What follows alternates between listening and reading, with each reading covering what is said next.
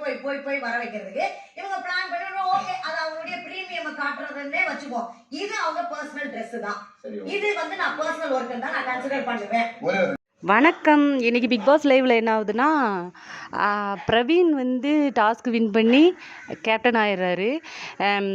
அப்போ டீம்லாம் பிரித்து விட்டுறாங்க. கனியக்கா பிக் பாஸ்லேருந்து சூப்பர் டீலக்ஸுக்கு வராங்க. பார்வதி வந்து அங்கே வந்து வேலை பார்க்குறாங்க. அப்போது பார்வதிகிட்ட வந்து துணியை எடுத்துகிட்டு வர சொல்லியிருக்காங்க.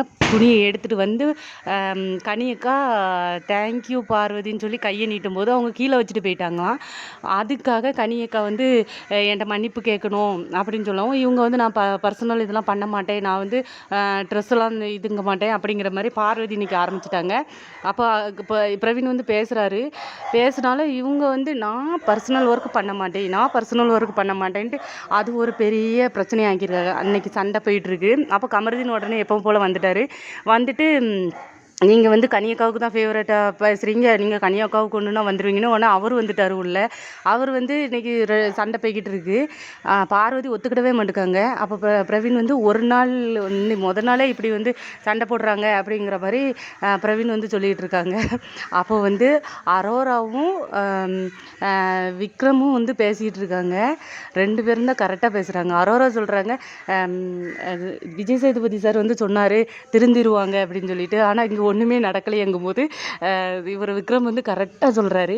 ஒன்று வந்து இவங்களோட கேரக்டரே இதுதான், இப்படி தான் பண்ணுவாங்க, இதுதான் இவங்க கேரக்டராக இருக்கும், இல்லை இப்படி பண்ணி சண்டை போட்டால் தான் நம்ம வெளியில் தெரிவோம் ப்ரொமோவில் வருவோங்கிறதுக்காக சண்டை போடுறாங்களா இருக்கும் அப்படிங்கிற மாதிரி சூப்பராக சொன்னார். இன்னும் சண்டை போய்கிட்டு தான் இருக்குது. பார்வதி வந்து இதுங்கிற மாதிரி இல்லை, ஒரே நான் வந்து பர்சனல் ஒர்க்கை பண்ண மாட்டேன் இதிலே தான் சண்டை போய்கிட்டு இருக்குது. ஆக மொத்தத்தில் எவ்வளோதான் இதுனாலும் எவ்வளோதான் சொன்னாலும் பார்வதிக்கு ஒன்றுனா கமருதீன் வந்துடுறாங்க, கமருதிக்கு ஒன்று அதை இவங்களே சொல்லிக்கிறாங்க, ஒரு குரூப்பாக வச்சுக்கிறாங்க. அந்த குரூப்புக்கு ஒன்றுனா அவனை குருவிசமாக வந்துடுறாங்க அப்படின்னு சொல்லிட்டு பார்வதி கனியக்கா பிரவீன் எல்லாத்தையும் சொல்லிக்கிட்டு இருக்காங்க. ஆனால் இவங்க 2 பேரும் தான் இப்போ நின்று சண்டை போட்டுட்டு இருக்காங்க. நான் எப்போவுமே ஒரு வேலை பண்ணணும்னா பார்வதி அதில் என்ன சண்டை இழுக்கலான்ட்டு நினைக்கிறது தான் வேலையாகவே வச்சுருக்காங்கன்னு நினைக்கிறேன். ஒரு சண்டை போய்கிட்டு இருக்கு. பாப்பா இனிமே அடுத்து என்ன நடக்குன்னுட்டு. நன்றி.